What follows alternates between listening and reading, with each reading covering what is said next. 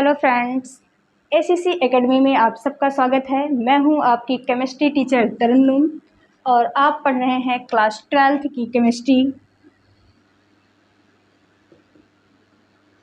जिसमें हमने स्टार्ट कर लिया था क्या पार्ट 1 चैप्टर फर्स्ट क्या था, ठोस अवस्था।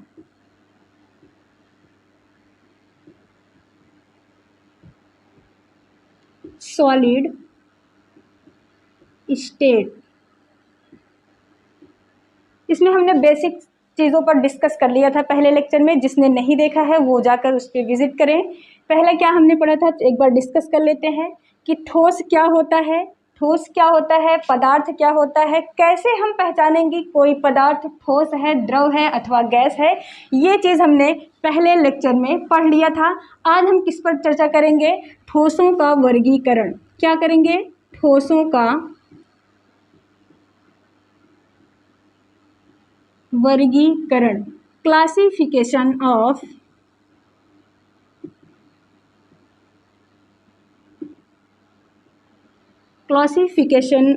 सॉलिड।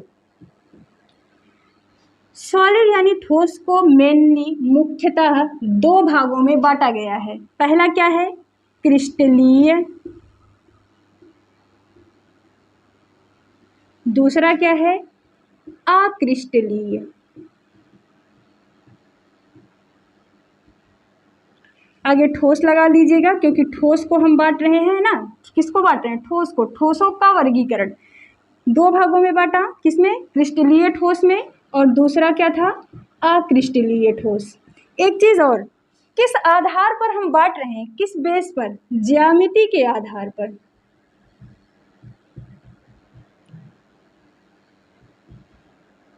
किसके आधार पर? ज्यामिति के आधार पर। यानी कोई ठोस है, उसकी ज्यामिति के आधार पर हम उसको दो भागों में बांट रहे हैं। पहला क्या है? क्रिस्टलाइन सॉलिड, और दूसरा क्या है? Amorphous solid. अब क्रिस्टलीय को फिर से बांटा गया है।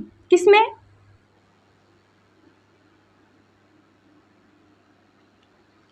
क्रिस्टलीय ठोस को फिर से बांट दिया गया है चार भागों में।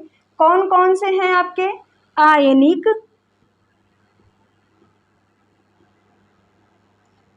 आयनिक ठोस, आणविक,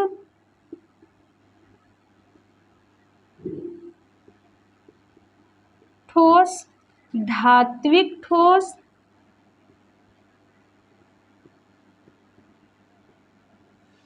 और चौथा है जालक ठोस, जालक अथवा सहसंयोजक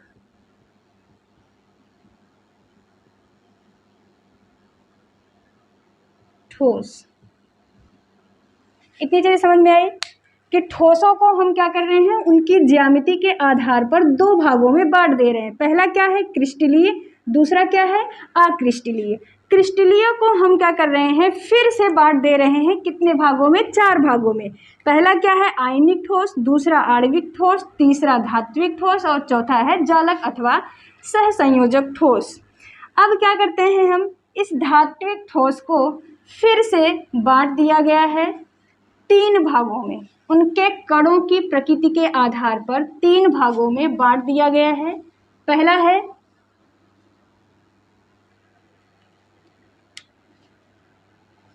अध्रुवीय, अध्रुवीय, ध्रुवीय, और तीसरा है आपका हाइड्रोजन आबंधित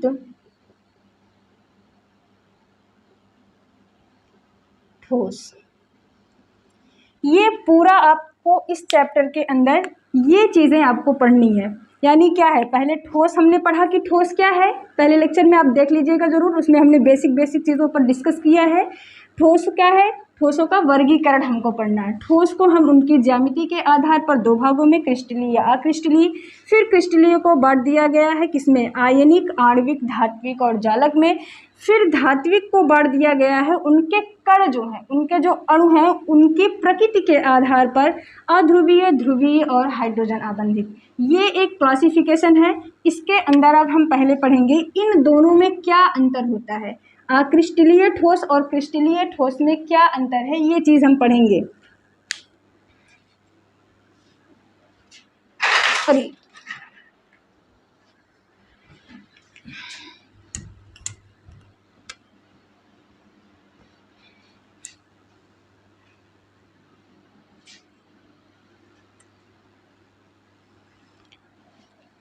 अक्रिस्टलीय ठोस और क्रिस्टलीय ठोस में अंतर।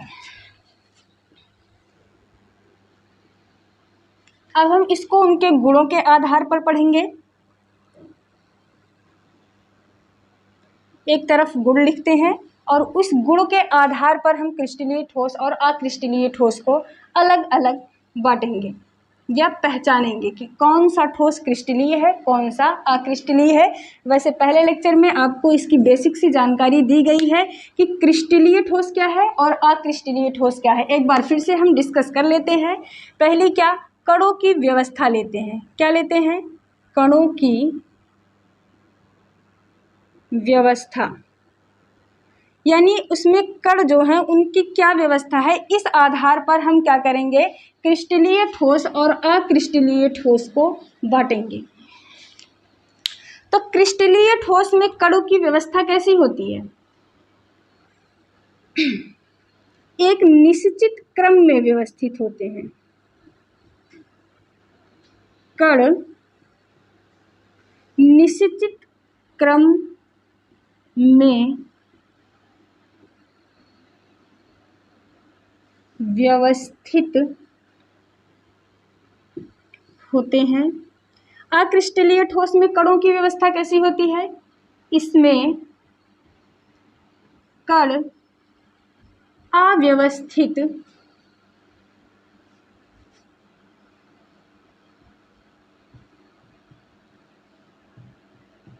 अव्यवस्थित क्रम में व्यवस्थित रहते हैं। पहली गुण देख लिया आपने। कैसे पहचानेंगे कौन क्रिस्टलीय है कौन अक्रिस्टलीय है, पहले देखेंगे उनके कणों की व्यवस्था कैसे है। अगर कण क्या है, एक निश्चित क्रम में रखे गए हैं, किसी नियम को फॉलो करते हुए कोई रखे गए हैं, तो यानी वो क्रिस्टलीय ठोस है। अगर कण इधर उधर बिखरे हुए हैं, अव्यवस्थित हैं, यानी वो आपके अक्रिस्टलीय ठोस हैं। दूसरा पढ़ते हैं, कणों की आकृति,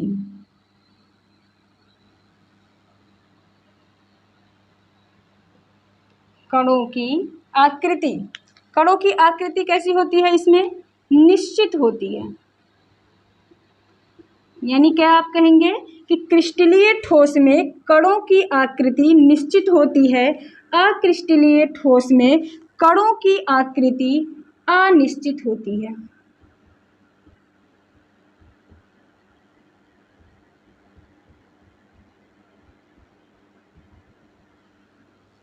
तीसरे पॉइंट पे बात करते हैं,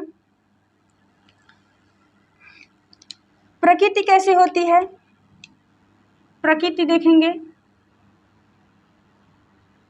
प्रकृति यानी क्रिस्टलीय ठोस की प्रकृति कैसी होती है, वास्तविक प्रकृति होती है।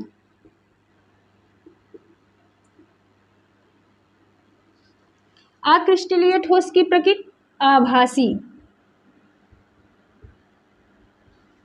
या इसको छंदक लिख लीजिए। अभी समझाएंगे कि ये छंदक क्या होता है। अभी आप केवल गुण देखिए, इसके बाद हम एक एक करके सबको आपको अच्छे से समझा देंगे। चौथी पॉइंट आप देखिए, गलनांक, गलनांक क्रिस्टलीय सॉलिड का, यानी क्रिस्टलीय ठोस का जो गलनांक होता है वो निश्चित होता है, निश्चित होता है।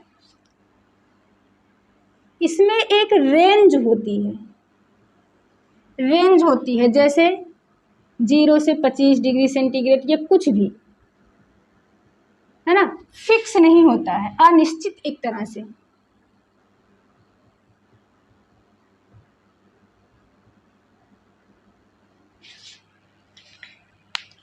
आगे गलनांक ऊष्मा,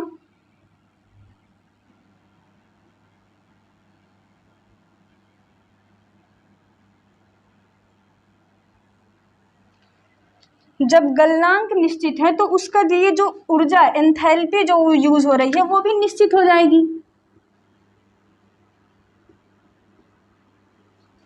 और यहाँ इसकी तरह से आगे देखिए, दैसिकता पे बात करते हैं। दैसिकता, इतना पहले समझ लेते हैं, उसके बाद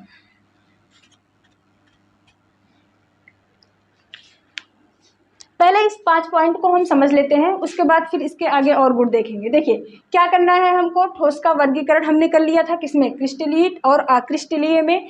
अब हमको पहचानना है, कैसे हम पहचानेंगे कि कोई ठोस क्रिस्टलीय है अथवा अक्रिस्टलीय है, तो उसके लिए उसके कुछ गुणों को हम देखेंगे और उस आधार पर बताएंगे कि कौन क्रिस्टलीय है और कौन अक्रिस्टलीय है। पहले देख लेंगे कि जो कण, जो ठोस हमको दिया गया है, उसके अंदर जो अवयवीय कण है उसके, वो किस तरह से व्यवस्थित किए गए हैं। अगर कणों की व्यवस्था क्या हो, निश्चित क्रम में हो, जैसे कैसे, मान लीजिए कि देखिए, मान लीजिए ये कोई एक ठोस कोई चीज़ है, ये कोई ठोस आपको दिया गया है पदार्थ, और इस ये जिन जिन कणों से मिलकर बना है वो एक नियम से रखे गए हैं, इस तरह से एक व्यवस्था उनमें बनी हुई है, तो ये क्या कहलाएंगे आपके, ये आपके क्रिस्टलीय ठोस कहलाएंगे। जब क्या हो, मान लीजिए यहाँ पर कोई आपको ठोस चीज़ दी गई है और उसके अवयवी कण कोई यहाँ बिना किसी रूल के इधर उधर बिखरे हैं, अव्यवस्थित क्रम में है, यानी वो क्या है आपके लिए अक्रिस्टलीय ठोस है। पहली बात हो गई, कैसे आप पहचानेंगे, कणों की व्यवस्था के आधार पर। दूसरी बात है कणों की आकृति, कण जो दिया गया है आपकी, है ना, ये कोई जो ठोस पदार्थ है, क्रिस्टलीय जो ठोस होगा उसकी आकृति कैसी होगी, निश्चित होगी। जैसे ये क्या है आपका, ये एक सॉलिड है, मार्कर मेरा क्या है, एक सॉलिड यानी ठोस है।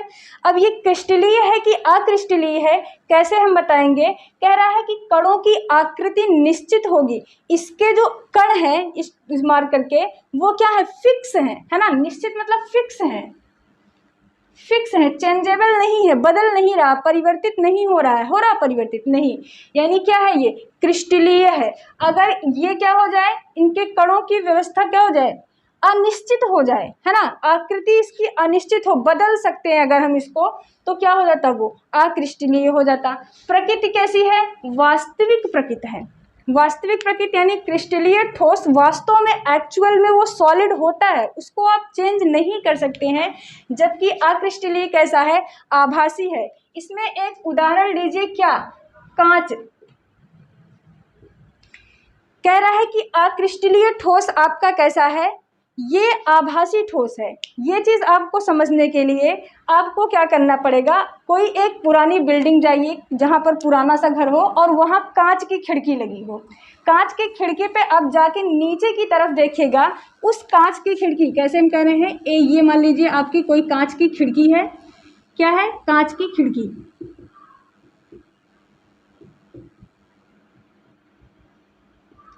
ये कोई आपकी कांच की खिड़की है। आप कांच की खिड़की में नीचे की तरफ, है ना, इस नीचे की तरफ वाले में जाके देखिएगा, क्या मिलेगा आपको कि इस वाले नीचे वाले पोर्शन में ये थोड़ा सा दुधिया कलर का दिखाई देगा, दुधिया कलर का दिखाई देगा, और इस ऊपर की अपेक्षा यहाँ नीचे क्या होगा, थोड़ा सा मोटा होगा कांच। क्यों, क्योंकि कांच कैसा है, एक अक्रिस्टलीय ठोस है। कैसे पता आपको कि ये अक्रिस्टलीय है, क्या हमने कहा कि इसकी आकृति कैसी होती है, अक्रिस्टलीय की अनिश्चित होती है, यानी ये कांच क्या करेगा, थोड़ा थोड़ा पिघल करके इनमें प्रवाह होगा, जैसे द्रव में बहाव होता है प्रवाह, उस तरह इस कांच में प्रवाह होगा, और यहाँ से कांच पिघल कर नीचे की तरफ आकर जमना स्टार्ट हो जाएगा, जिसकी वजह से कांच, पुरानी बिल्डिंग की जो कांच की खिड़की है वो नीचे की तरफ दुधिया और कैसी होती है, मोटी होती है, और इस वजह से इसको वास्तविक ठोस ना कह करके आभासी अथवा छंदक ठोस कहते हैं। किसको? अक्रिस्टलीय ठोस को। क्यों? क्योंकि इसमें प्रवाह पाया जाता है, और प्रवाह किसका गुण है? प्रवाह द्रव का गुण है ना, ना कि ठोस का। ठोस का गुण नहीं है प्रवाह, लेकिन इसमें फिर भी पाया जा रहा है। किसमें? अक्रिस्टलीय ठोस। और एग्जाम्पल कौन? कांच में। यानी कांच आपका कैसा है? अक्रिस्टलीय ठोस है, क्योंकि उसमें प्रवाह पाया जा रहा है, तभी तो कांच की खिड़की नीचे की तरफ मोटी और दुधिया दिखाई दे रही है। आगे चलिए गलनांक देखते हैं क्या होता है। गलनांक यानी किस कैसे उस मतलब किस पॉइंट पे वो गलता है। मान लीजिए कोई आपको एक सॉलिड चीज दी गई है ना, इसको आपको गलाना है ना, इसको मेल्ट करना है आपको। अगर वो क्रिस्टलीय ठोस होगा, जो आपको ठोस पदार्थ दिया गया है, अगर ये क्रिस्टलीय होगा तो वो एक फिक्स पॉइंट पर गलेगा हमेशा। चाहे जब आप उसको आप गलाएंगे तो वो एक फिक्स पॉइंट पर गलेगा। मान लीजिए ये कोई आपको सॉलिड चीज़ दी गई है, अभी आपने इसको गलाना स्टार्ट किया तो वो 3 डिग्री सेंटीग्रेड टेम्परेचर पर क्या हुआ? गल गया, है ना। और क्या हुआ? फिर कभी दूसरे दिन इसी यही पदार्थ, यही सॉलिड, फिर से आपने किसी दूसरे दिन इसको क्या किया? मेल्ट करना चाहा या गलाना चाहा, तो फिर तब भी वो इसी पर गलेगा, इसी तापमान पर गलेगा। यानी इसका गलनांक क्या होगा? हमेशा निश्चित होगा, फिक्स होगा, एक पॉइंट होगी जिस पर वो मेल्ट करता रहेगा हमेशा। लेकिन अगर वो अक्रिस्टलीय ठोस है तो उसके लिए क्या होगा? वो रेंज, वो गलनांक, वो मेल्टिंग पॉइंट हमेशा बदलती रहेगी। कैसे? मान लीजिए यहाँ पर आपको कोई सॉलिड चीज़ दी गई है, और क्या करना है आपको? इसको हीट दे करके मेल्ट करना है। क्या करना है आपको? इसको हीट दे करके गलाना है या मेल्ट करना है। कभी आपको ये 10 डिग्री सेंटीग्रेड पर मिलेगा, पिघल गया, कभी 20 पर, कभी 5 पर ही, है ना। यानी ये जो मेल्टिंग की पॉइंट है, जो टेम्परेचर दिया जा रहा है उसको गलाने के लिए, हीट करने के लिए, वो बदल रहा है। एक रेंज है, मतलब कभी 5 तो कभी 10 डिग्री सेंटीग्रेड पर, कभी 25 डिग्री सेंटीग्रेड पर, एक रेंज है। मान लीजिए 5 से 20 तक रेंज दी गई है उसकी, कभी 5 पे गल जाएगा तो कभी 15 पे ही, कभी 10 पे और कभी 20 पे। अगर इस तरह से वो चीज़ गल रही है, कोई सॉलिड चीज़, तो यानी वो क्या है? वो अक्रिस्टलीय ठोस है। अगर वो हमेशा एक ही टेम्परेचर पर गल रही है, यानी वो आपका कैसा है? क्रिस्टलीय ठोस है। आगे देखिए, अब 5वीं पॉइंट कह रहा है कि गलनांक ऊष्मा। जाहिर सी बात है भाई, जब क्या कह रहा है कि जब उसको टेम्परेचर जो दिया जा रहा है वो अगर फिक्स पॉइंट पर उतना तापमान देने के लिए जो एनर्जी होगी वो भी तो फिक्स होगी ना। आप चाहे तो इन दोनों चीज़ों को एक में लिख सकते हैं कि गलनांक और गलनांक एंथैल्पी या गलनांक ऊष्मा क्या होती है? क्रिस्टलीय ठोस की निश्चित होती है और इसमें अनिश्चित होती है। लेकिन आपको एग्जाम में क्या करना है? पॉइंट वाइज लिखना है, और आपको वहाँ से क्या डिस्क्रिप्टिव एग्जाम होता है, आपको विस्तार से लिखने के लिए अगर आता है तो आपकी पॉइंट देखी जाती है। तो आप एक पॉइंट इस तरह से बढ़ा सकते हैं कि गलनांक को अलग से लिख लें और गलनांक ऊष्मा को अलग से लिख लें। आप चाहे तो इन दोनों चीज़ को आप एक साथ भी लिख सकते हैं। गलनांक और गलनांक ऊष्मा क्रिस्टलीय ठोस के लिए कैसी होती है? निश्चित होती है। गलनांक और गलनांक ऊष्मा अक्रिस्टलीय ठोस के लिए कैसी होती है? अनिश्चित होती है, या एक रेंज के अंदर आती है। कभी 0 से 5 मान लीजिए, या 5 से 10, कुछ भी रेंज आप ले सकते हैं उसके अंदर, है ना। कभी 10 पे, कभी 5 पे, जैसे एक रेंज मान लीजिए हमने क्या ले लिया? 0 से 25 ले लिया, और इसको सॉलिड, अगर ये अक्रिस्टलीय है ना, एमॉर्फस है, अक्रिस्टलीय है, तो ये क्या करेगा? कभी 25 पे गल जाएगा, कभी 5 पे ही, कभी 10 पे ही, इस तरह से, है ना। एक रेंज दी गई, इसके अंदर वो किसी भी तापमान पे गल सकता है। लेकिन अगर क्रिस्टलीय है तो वो एक फिक्स पॉइंट पर ही गलेगा। अगर आज वो 10 पॉइंट पे गल रहा है तो आप चाहे जितने दिन बाद उसको फिर से अगर चाहेंगे अब करके देखें अब कितने पे गलता है, तो फिर भी वो 10 डिग्री सेंटीग्रेड पर ही गलेगा, है ना। यानी क्या है? क्रिस्टलीय के लिए गलनांक और गलनांक ऊष्मा फिक्स होती है हमेशा। अक्रिस्टलीय के लिए क्या होता है? हमेशा ये रेंज क्या होती है? एक रेंज होती है, और उस रेंज के अंदर ही वो रहता है। आई होप आप समझ गए होंगे। ये 5 पॉइंट आप लिख लीजिए, उसके बाद आगे हम और चलते हैं।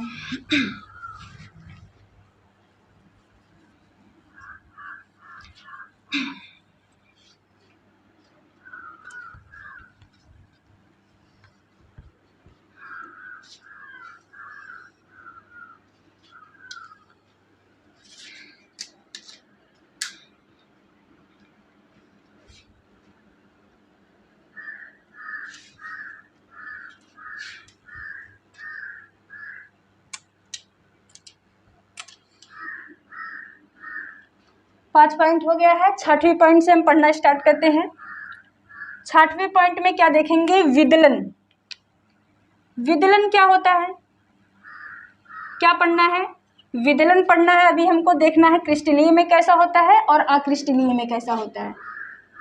विदलन के आधार पर बताना है कि कौन क्रिस्टलीय है कौन अक्रिस्टलीय है। और 7वीं पॉइंट क्या है आपकी? दैसिकता।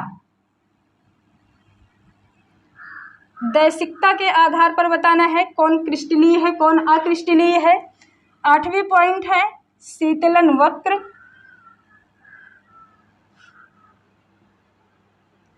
शीतलन वक्र के आधार पर बताना है कौन क्रिस्टलीय है कौन अक्रिस्टलीय है।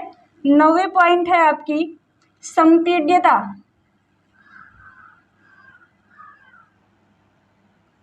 संपीड्यता के आधार पर बताना है कौन क्रिस्टलीय है कौन अक्रिस्टलीय ठोस है। चलिए पढ़ते हैं।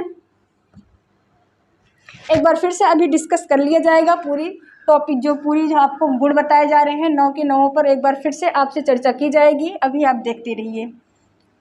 और अगर जो चीज़ ना समझ में आए आपको वो कमेंट बॉक्स में आप बताइएगा, उस पर फिर से हम एक लेक्चर लेकर आएंगे जिसमें आपको समझा दिया जाएगा।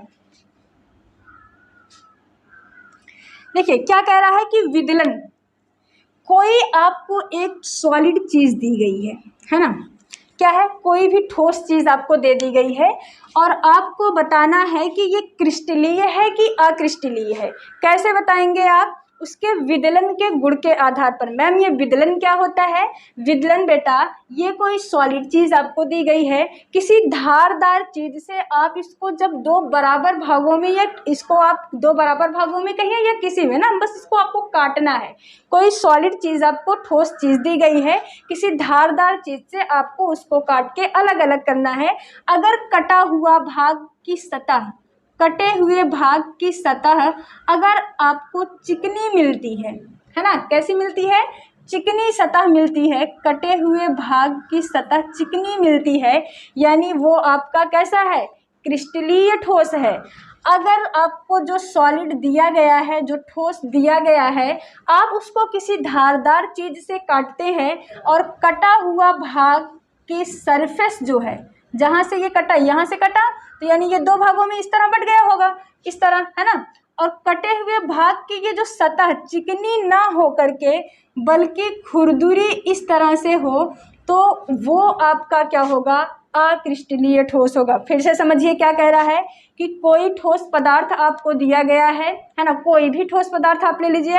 आप पहचानते हैं कि हाँ ठोस किसको कहते हैं, ये चीज़ हमने डिस्कस कर ली है। कोई भी आप ठोस चीज़ लीजिए और आपको क्या करना है? उसके विदलन के आधार पर बताना है वो क्रिस्टलीय है अथवा अक्रिस्टलीय है।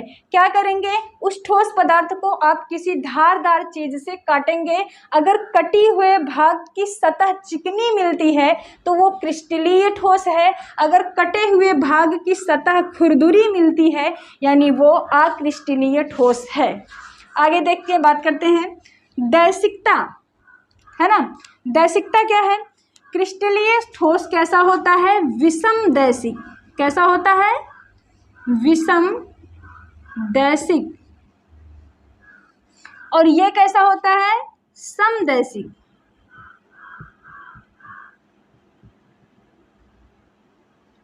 मैम ये दैसिकता क्या होता है?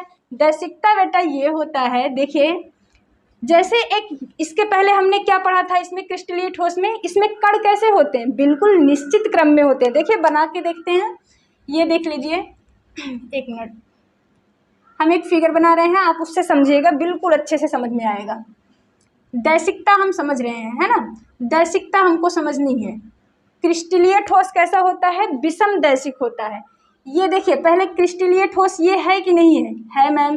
क्यों? क्योंकि इसमें कण मैम एक व्यवस्था में है ना, एक नियम के हिसाब से सारे कण को रखा गया है, इसलिए ये क्रिस्टलीय ठोस है। ठीक है, अब ये कह रहा है कि विषम दैसिक होता है। क्यों विषम दैसिक होता है? विषम दैसिक इसलिए है क्योंकि क्रिस्टलीय ठोस के जो कण हैं या जो क्रिस्टलीय ठोस है उनको भिन्न भिन्न दिशाओं से देखने पर भिन्न भिन्न दिखाई देता है। कैसे? ये देखिए एक दिशा हमने बना दी, एक डायरेक्शन बनाया ए और बी। ए और बी डायरेक्शन में देखने पर आपको ये रेड कलर का मार्कर दिख रहा है केवल, है ना। अगर ए बी डायरेक्शन में हम जाएंगे, ये क्रिस्टलीय सॉलिड की व्यवस्था है ना, क्योंकि इसके कण कैसे हैं, एक निश्चित क्रम में है। अब कह रहा है कि ये विषमदैशिक होता है। कैसे विषमदैशिक होता है ये चीज़ हम समझ रहे हैं। अगर ए बी डायरेक्शन में हम जाएंगे तो सिर्फ हमको डॉट डॉट रेड कलर का दिखाई देगा। अगर हम देखो इधर से निकले, है ना, कहाँ से, सी डी एक डायरेक्शन लेते हैं, यहाँ से ये, है ना, इस तरह से, तो आपको क्या मिलेगा, पहले क्या मिला, एक सर्कल मिला ब्लैक वाला, फिर रेड, फिर रेड, फिर ब्लैक, इस तरह से, है ना। क्या डायरेक्शन है इसकी, सी और डी। यानी क्या है, क्रिस्टलीय ठोस कैसा होता है, विषमदैशिक होता है। क्यों विषमदैशिक होता है, क्योंकि क्रिस्टलीय ठोस में क्या होता है, भिन्न भिन्न दिशाओं से देखने पर मान भिन्न भिन्न आता है ना। इधर से हमने ए बी डायरेक्शन में जब देखा तो केवल रेड कलर के मार्कर दिखाई दिए, है ना। इधर से जब सी डी डायरेक्शन में हम निकले तो क्या, ब्लैक भी आ रहा है, फिर रेड, फिर ब्लैक, फिर रेड, इस तरह से आ रहा है ना। इसका मतलब क्या हुआ कि जो इसके कण हैं अवयवी, वो भिन्न भिन्न दिशाओं में भिन्न भिन्न गुण प्रदर्शित कर रहे हैं। यानी ये क्या है, विषमदैशिक है ना। भिन्न, विषम मतलब क्या, विषम मतलब अलग अलग, है ना। भिन्न, दैशिक मतलब दिशा, यानी भिन्न भिन्न दिशाओं से देखने पर मान भिन्न भिन्न जब आए, यानी अलग अलग आए, तो वो क्रिस्टलीय ठोस है। और जब समदैशिक किसको कह रहे हैं, अक्रिस्टलीय को। अक्रिस्टलीय ठोस समदैशिक क्यों है, क्योंकि इसमें क्या होते हैं, कणों को किसी भी डायरेक्शन से देखें, किसी भी दिशा में देखें, हमेशा एक ही मान प्राप्त होता है। यानी अक्रिस्टलीय ठोस समदैशिक होता है, जबकि क्रिस्टलीय ठोस विषमदैशिक होता है। आई होप आप समझ गए होंगे। आगे देखिए, शीतलन वक्र पढ़ते हैं। क्या पढ़ना है, शीतलन वक्र।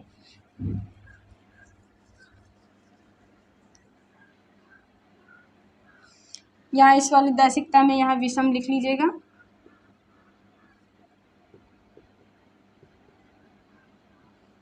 अब क्या पढ़ना है, शीतलन वक्र।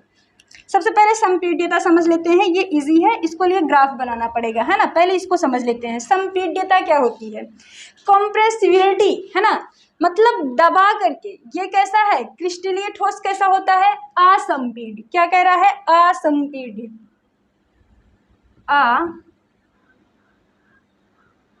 असंपीड्य।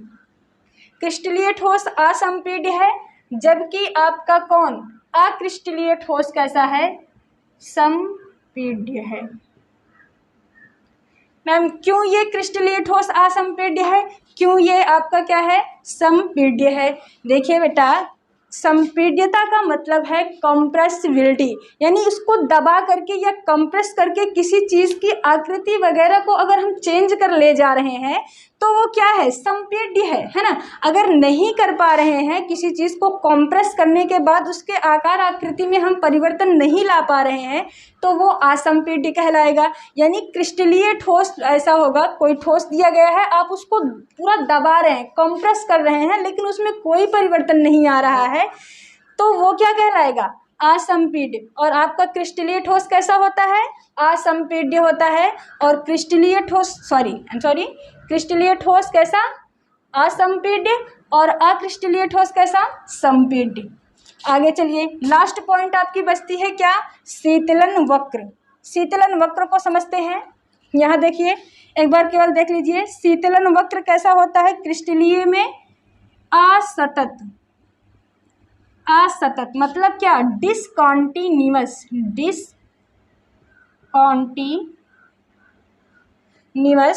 और यहाँ कैसा होता है, अक्रिस्टलीय में शीतलन वक्र कैसा होता है, सतत, है ना। क्या है, शीतलन वक्र बता रहा है। शीतलन वक्र किसमें, क्रिस्टलीय ठोस में असतत और अक्रिस्टलीय ठोस में सतत। सतत मतलब कॉन्टिन्यूअस,